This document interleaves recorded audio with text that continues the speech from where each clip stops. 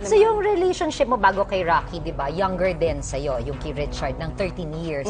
Ito rin kay Rocky, 12 years. Di ka ba, kumbaga hindi ka nagdalawang isip na ito na naman, kasi nanggaling ka nandun kay Richard na mas bata din sa'yo. Hindi ko ina-expect na tatagal kami eh. Kasi, yun na nga, mas nakafocus ako sa mga anak ko eh.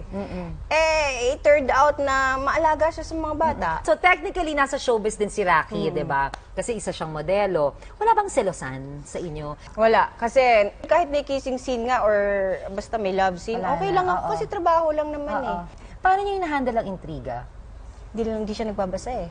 Yun, umiinit ang ulo niya sa ganun. Kasi ilang beses na kayong pinaghiwalay sa mga write-ups, sa totoo lang. Kaya hindi rin siya Diba? nanonood, hindi siya nagbabasa ng anything related sa show business. So pag-usapan natin ng future, si Rocky na ba si Mr. Right? Hindi ko masasabi yan kasi hindi ko alam ang future eh. Di ba? Pero sana siya na Pero kasi sa nakikita mo, ngayon, sa nararamdaman mo ngayon? ang nararamdaman ko, gusto ko tumandang kasama siya. Kasi okay naman siya kasama.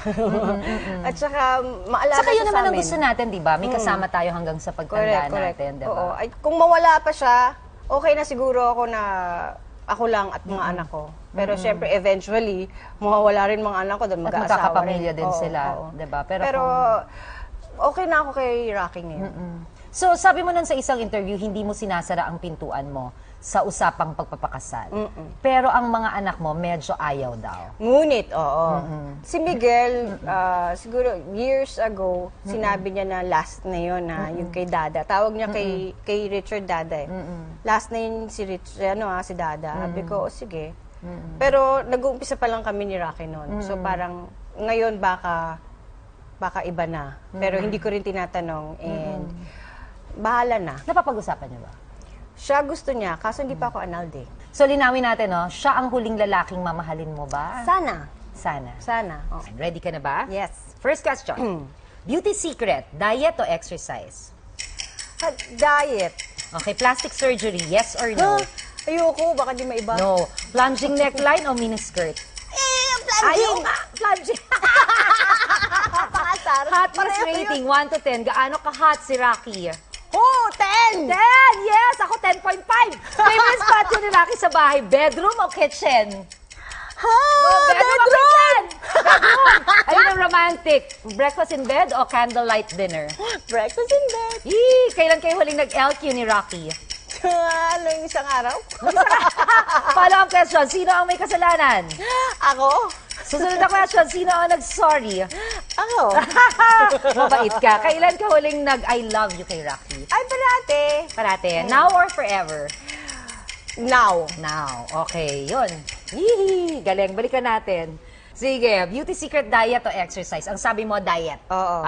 Why? Kasi kailangan ko din, itong age na to, kailangan ko rin i-watch yung mga pagkain ko. Simula nung nag-40 ako, may mga, alam mo, may mga bawal-bawal na. Plastic surgery, sabi mo, no. No, kasi baka mamaya maiba yung mukha mo, hindi mo na maibabalik, no? Plunging neckline o miniskirt, sabi mo, plunging. Oo, kasi Kala ko ba ayaw ng plunging neckline? ayaw rin niya ng miniskirt. Mas ayaw naman niyang makikita yung So, hindi doon na lang dapat sa makita. plunging. Okay na So, yun sa plunging neckline na lang Oo. tayo.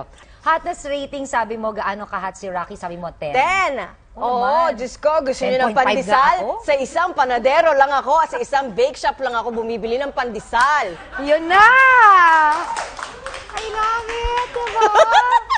Favorite spot nyo ni Rocky sa bahay, sabi mo, bedroom. Bedroom. Pero parang gusto mo na nung kitchen kanina, hindi ka makapag-decide eh. Sa kitchen siya lang yon. Ah. Kasi si Rocky mahilig magluto. Okay. Ano ang para sa'yo ang romantic? Breakfast in bed, ang sabi mo ba? O candlelight dinner?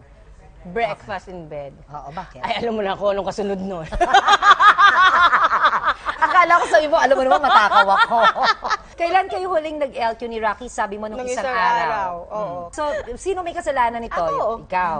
Tapos sabi mo, sino nag-sorry? Ikaw din. Ako rin, oo. Anong sabi niya na nag-sorry ka? Wala, manggahag lang yun. Kailan ka huling nag-I love you kay Rocky? Sabi mo? Parate. Parate. Oo. Yung bahay namin, punong-puno ng I love you yun eh. Sa mga anak ko at saka ako. Pag gising pa lang, ganun. Now or forever? Sabi mo now. Now, Why? mas importante, kasi yung forever, hindi mo alam yan eh. Ang importante yung now. Kung ano yung magagawa mo ngayon para Gawin mo meron na pang para bukas. Merong diba? bukas at maaaring maging forever. Yes, yes. Diba? Nako,